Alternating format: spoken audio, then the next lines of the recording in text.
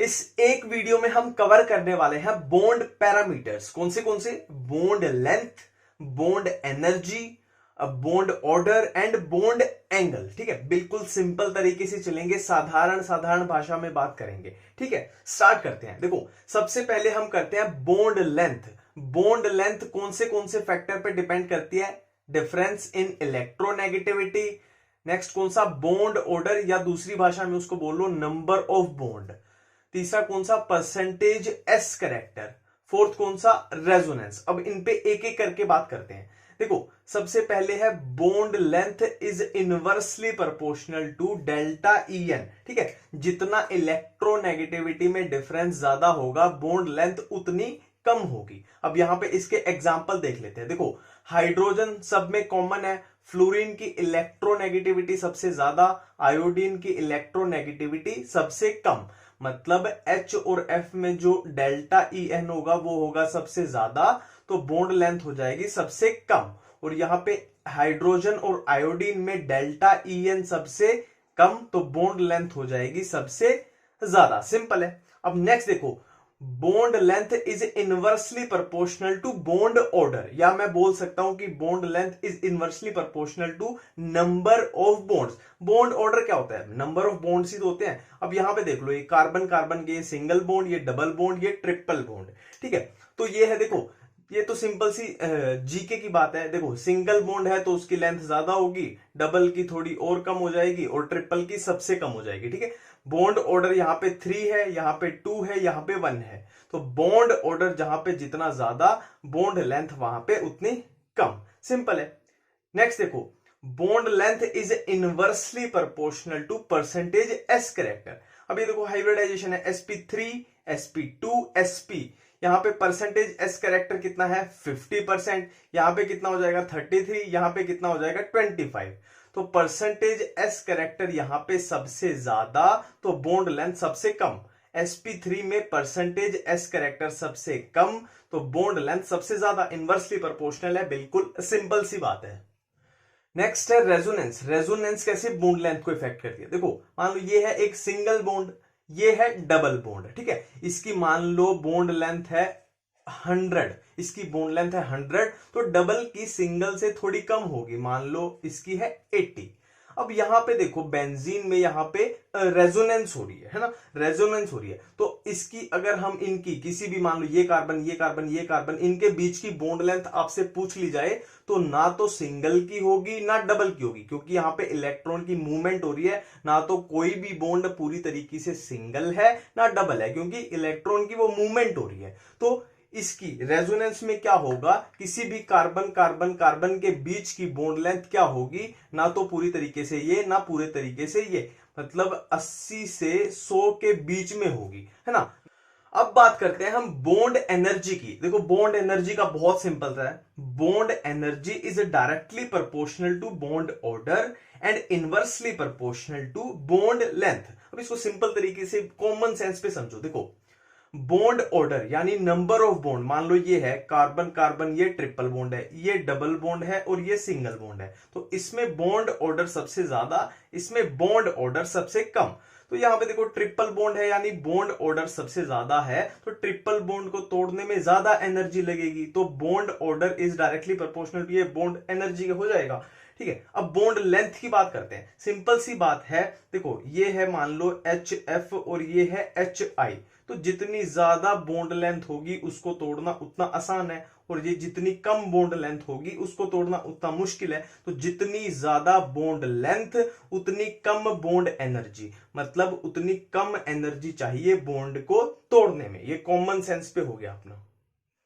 Next है bond angle. देखो, bond angle का आपसे कोई भी क्वेश्चन पूछ लिया जाए, आपको पूरा स्टेप वाइज चलना है। ठीक है, स्टेप वाइज चलेंगे। देखो, यहां पे स्टेप 1 क्या कहता है? Check the hybridization. कोई भी आपसे बॉन्ड एंगल का ऑर्डर पूछ लिया गया, पहला काम हम क्या करेंगे? Check the hybridization. तो हाइब्रिडाइजेशन के बेस पे क्या होगा? Percentage S character is directly proportional to bond angle. ये एक एग्जांपल देख लेते हैं। देखो, ये BeCl2 BCl3 CH4, इसकी हाइब्रिडाइजेशन कितनी? sp, इसकी sp2, इसकी sp3। अब इनके बॉन्ड एंगल कंपेयर करके बताओ। देखो, एस कैरेक्टर यहां पे सबसे ज्यादा, फिर उससे कम, फिर उससे कम।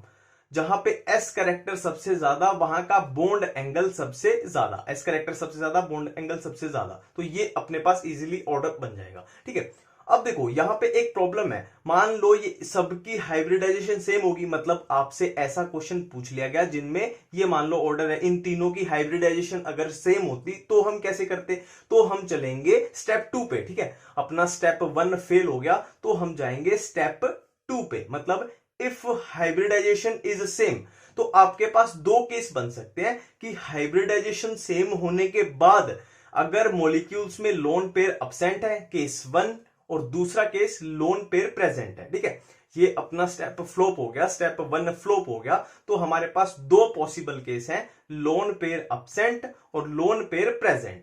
लोन पेयर अब्सेंट हुए तो क्या होगा, bond angle will be same. देखो आपसे क्वेश्चन पूछ लिया गया कि BF3 और BCl3 का बॉन्ड एंगल कंपेयर करके बताओ, तो देखो BF3 की हाइब्रिडाइजेशन कितनी, sp2, ठीक है, और BCl3 की कितनी हो जाएगी, sp2, दोनों की हाइब्रिडाइजेशन सेम, बोरोन पे कोई लोन पेयर नहीं है, बोरोन पे कोई लोन पेयर नहीं है, मतलब हाइब्रिडाइजेशन सेम है, लोन पेयर अब्सेंट है, तो दोनों के बॉन्ड एंगल हो जाएंगे बिल्कुल बराबर। और केस 2 क्या कहता है कि hybridization same, lone pair present, तो क्या होगा, bond angle inversely proportional to lone pair. देखो CH4 की हाइब्रिडाइजेशन sp3, ये अमोनिया की हाइब्रिडाइजेशन sp3, दोनों की हाइब्रिडाइजेशन बराबर, कार्बन पे कोई लोन पेयर नहीं, बट नाइट्रोजन पे यहां पे है एक लोन पेयर, तो जिस पे लोन पेयर कम उसका बॉन्ड एंगल ज्यादा, मतलब कार्बन पे लोन पेयर नहीं है तो इसका बॉन्ड एंगल हो जाएगा ज्यादा, सिंपल है।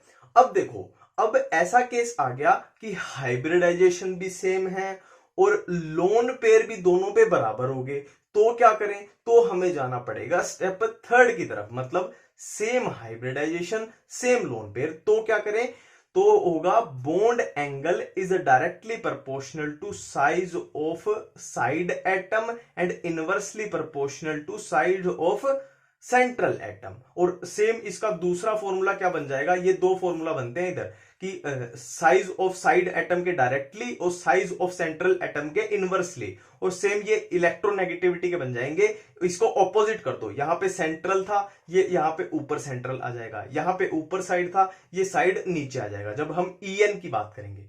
फॉर एग्जाम्पल ये आपसे पूछ लिया जाए कि इनका बॉन्ड एंगल कंपेयर करके बताओ, दोनों की बिल्कुल सेम हाइब्रिडाइजेशन है, दोनों पे लोन पेयर भी सेम है, तो बॉन्ड एंगल किसका ज्यादा होगा, तो हम सिंपली साइज देख लेते हैं, साइज किसका, सेंट्रल एटम यहां पे नाइट्रोजन, यहां पे फॉस्फोरस। ठीक है, हम क्या देख रहे हैं, दोनों के देखो साइड एटम तो दोनों के सेम है, क्लोरीन क्लोरीन, तो उससे तो अपना आंसर निकालनी है, हाँ, तो हम नाइट्रोजन और फॉस्फोरस का साइज देख लेते हैं, साइज किसका, सेंट्रल एटम, सेंट्रल एटम का साइज कम होगा तो बॉन्ड एंगल होगा ज्यादा, नाइट्रोजन यहां पे छोटा है, नाइट्रोजन का साइज कम है तो उसका बॉन्ड एंगल हो जाएगा ज्यादा, सिंपल है।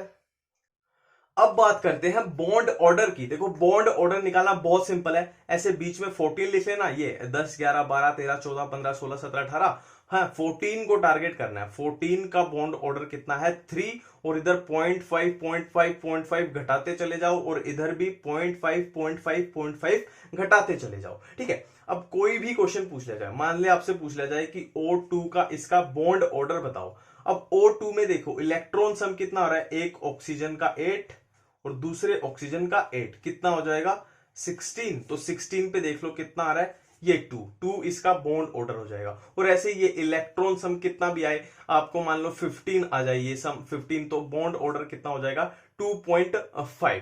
ठीक है, और क्वेश्चन मान लो कार्बन मोनोऑक्साइड का पूछ लिया, तो कार्बन में कितने 6, और ऑक्सीजन के ये कितना आ जाएगा 14 का कितना हो गया 3 बॉन्ड। मिलते हैं नए वीडियो में नए टॉपिक्स के साथ, थैंक यू।